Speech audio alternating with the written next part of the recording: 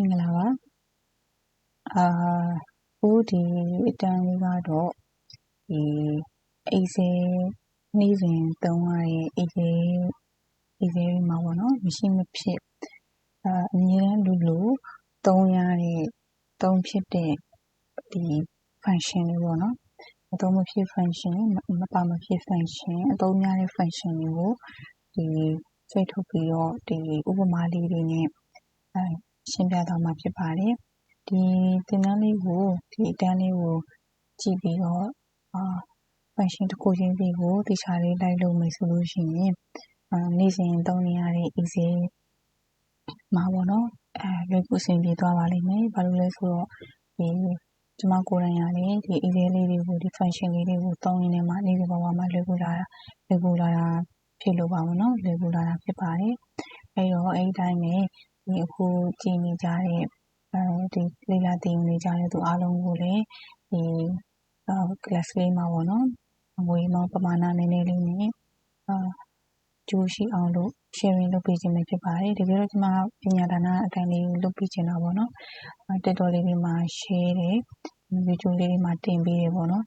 ကိုလိုမျိုးပဲသိစေခြင်းနဲ့မသိသေးတဲ့လူမျိုးသိစေခြင်းနဲ့ပေါ့နော်ကိုတက်တော်တက်တဲ့လူတွေလည်းအများကြီးရှိပါတယ်ဒါပေမဲ့လို့လည်းဒီbasic ကနေပြီးတော့လုပ်ငန်းခွင်ထဲမှာသုံးရတဲ့အခါမှာအဆင်ပြေအောင်လို့ပေါ့နော်အဲ့လိုမျိုးလေးအဆင်ပြေအောင်လို့ဆိုပြီးတော့ရည်ရွယ်ပြီးတော့ဒီကြားလေးကို free နည်းနည်းလေးနဲ့လုပ်ပေးတာဖြစ်ပါတယ်အဲ့တော့ဒီကြားလေး function လေးတွေတစ်ခုချင်းစီလိုက်ပြီးတော့လေ့ကျင့်ကြည့်ပါအင်္ဂါလေးတွေပြီးရင်လည်းအင်္ဂါလေးတွေပြန်ပြီးလုပ်ကြည့်ပါမသိတာရှိလို့ရှိရင်လည်းမသိတာလေးတွေကိုgroup ထဲမှာမေးနိုင်ပါတယ်ရှင်ဒီနေ့ကတော့ဒီ function အခြေခံအကြဆုံး function လေးပေါ့နော်အခြေခံအကြဆုံး function လေးကိုတစ်ချက်ပြပြပါမယ်ဒီခြားလေးလိုက်ကြည့်ပါဒီနေ့ကတော့ဒါ sum average maximum minimum ဆိုတဲ့ function လေးကိုsharing လုပ်ပြီးမှဖြစ်ပါတယ်မှာဆိုလို့ရှိရင်ပေါ့နော် sum ဆိုတာကမှာဆိုရင် function လေးမျိုးရှိရပေါ့နော်ဒီ function လေးမျိုးက easy ရဲ့အခြေခံပဲဒီ function ကိုမသိဘဲနဲ့ကိုကဒီ advanced level တွေတက်ပြီးတော့လိုက်ပြီးတော့ easy တွေကိုသုံးမယ်ဆိုလို့ရှိရင်အဆင်မပြေနိုင်ဘူးပေါ့နော်ဒီ basic function basic user တွေတက်လည်းအဆင်ပြေရပေါ့နော်အဆင်ပြေတဲ့ function လေးခုပါအဲ့ဒါဆိုလို့ရှိရင်ကြည့်ရအောင်ဒီ function လေးကsum ဆိုတာကိုဘယ်နေရာမှာသုံးတာလဲ average ဆိုတာကဘာလဲဘယ်နေရာမှာသုံးတာလဲ maximum minimum ဆိုတာကဘာလဲဘယ်နေရာမှာသုံးတာလဲဆိုတာကိုလေ့လာရမှာဖြစ်ပါတယ်အဲ့တော့အခုဒီမှာကြည့်အောင်ပေါ့နော် sum function ပေါ့ပထမဆုံး sum ဆိုတာဘာလဲ sum ဆိုတာ ਨੇ ဘာလဲပေါင်းတာဆိုတော့သူကဘာလို့ပို့လဲဆိုရင်ကိန်းဂဏန်းတွေကိုစုစုပေါင်းတွက်ပြီးတဲ့အခါမျိုးမှာစုစုပေါင်းတွက်ချင်တဲ့အခါမျိုးမှာသုံးပါတယ်ဒီ sum ကိုဘယ်လိုနေရာမှာအသုံးများလဲဆိုလို့ရှိရင်ဒါလေးဆိုမြင်ရတာမသိဘူးနော်ပိုတင်သွင်းဒါမှမဟုတ် color လေးတစ်ခုချိန်ပေးလိုက်မယ်အသုံးများတဲ့နေရာကတော့ sum ကိုလာတာစုစုပေါင်းဘယ်လောက်ရလဲတနေ့တာရောင်းအားစုစုပေါင်းဘယ်လောက်ရှိလဲကျောင်းသားတအိုးရဲ့အမှတ်ပေါင်းဘာသာဆုံးအမှတ်ပေါင်းဘယ်လောက်ရှိလဲအလိုနေရာမျိုးတွေမှာသိကျင်တဲ့အခါမှာသုံးပါတယ်အဲ့လိုမျိုးဒီတိုးနဲ့နားလည်အောင်ပြောရရင်စုစုပေါင်းပမာဏတွေကိုသိကျင်တဲ့အခါမှာ sum ပေါ့နော် sum ပေါင်းခြင်းဆိုတဲ့ function sum function ကိုသုံးကြပါတယ်သုံးပါတယ်ညာချင်းဒါဥပမာပြပြမယ်ပေါ့နော်အဲဆိုလို့ရှိရင်10-20ထားလိုက်ပါဟုတ်10-20တော့များနေ1000လို့လိုက်မယ်နော်2000ဆိုရင်base function method အတွက်အခြေခံအကြဆုံးကတော့ဘာထည့်ရမလဲဆိုရင် equal ပါညီမျှခြင်းပါညီမျှခြင်းမပါဘဲနဲ့ဒီနှစ်ခုကိုဆက်လက်ပေးပြီးတော့လေလုပ်လို့မရပါဘူးဒါဥပမာကြည့်ကြည့်မယ်ပေါ့နော်အဲဆိုလို့ရှိရင်1000အပေါင်း2000အတားခောက်လိုက်3000ဖြည့်ထွက်ယူပေါ့နော်အဲ့ဒီမှာကိုကအဆက်ကြည့်မယ်ဒါbasic user တွေ basic user တွေလည်းပါမှာဆိုဒါအခြေခံကြကြလေးတစ်ချက်ပြောကြည့်မယ်နော်အဲ့တော့ဒီမှာဆိုလို့ရှိရင်သူကညီမျှခြင်းနဲ့ငံမီမှာဒီ11နဲ့ E12 ကိုပေါင်းတာပေါ့နော်ဒီနှစ်ခုကတော့ပေါင်းခြင်းလက္ခဏာပါအဲ့ဒီမှာဒီမှာကြည့် တစ်ချက်ပေါင်းကြည့်မယ်ပေါ့နော်ဒီမှာညီမချင်းချပြီးတော့ဒီမှာညီမချင်းမနေဘူးနော်1000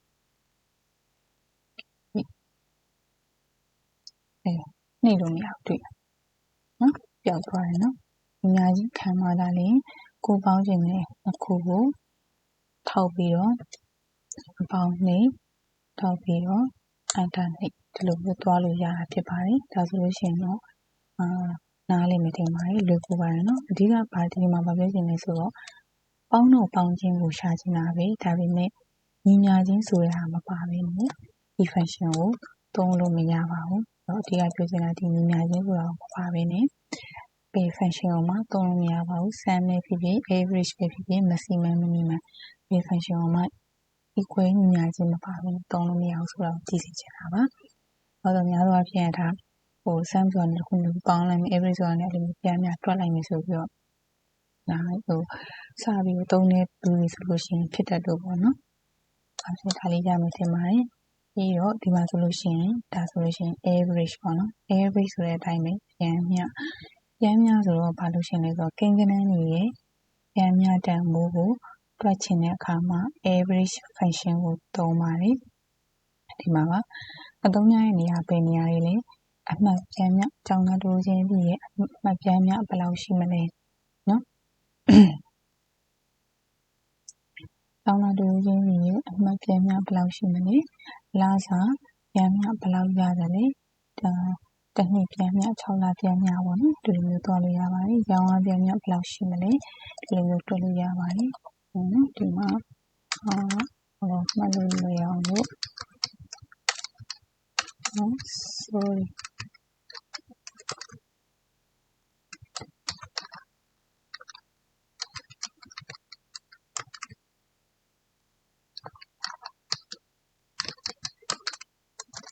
ဒီလိုမျိုးလေး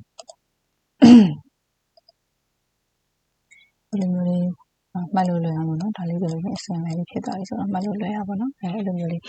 လစာပြန်မြဘယ်လောက်ရမလဲရောင်းရပြန်မြဘယ်လောက်ရမလဲအမှတ်ပြန်မြဘယ်လောက်ရမလဲဆိုတာတွက်လို့ရတယ်ပေါ့နော်အဲ့လိုမျိုးတွေကို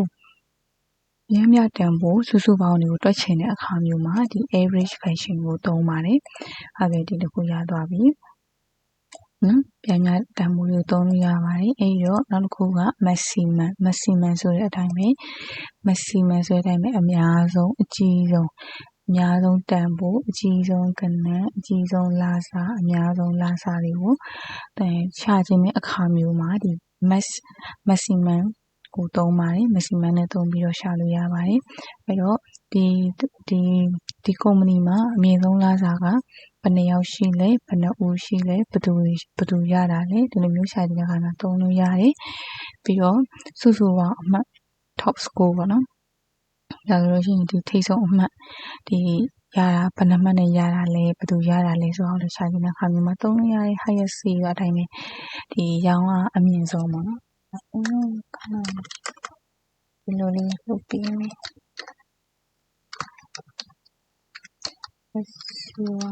top score နော်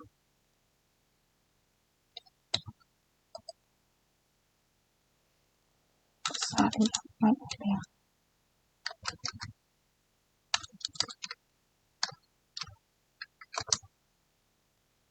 အဲ့လိုမျိုးရှာခြင်းတဲ့နေရာမျိုးမှာသုံးပါတယ်ဟုတ်ပြီเนาะအဲ့တော့ဒီနာလေးဒီသုံးခုကို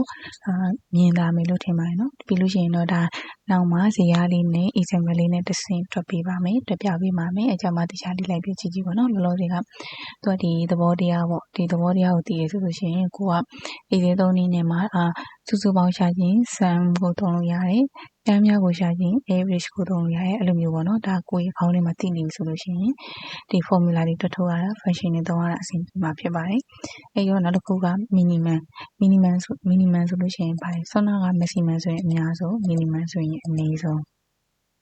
เนาะအဲ့တော့သူ့ရဲ့ဆန့်ကျင်ဘက်ပေါ့လွယ်လွယ်လေးပဲအနည်းဆုံးလာစာအနည်းဆုံး C เนาะအနည်းဆုံးအမှတ်ဒါအဲ့လိုမျိုးရှာကျင်တဲ့အခါမျိုးမှာသုံးပါတယ်အဲ့တော့ sum average maximum minimum ဆိုတာပါလဲဆိုတာကိုသိသွားပြီဖြစ်ပါတယ်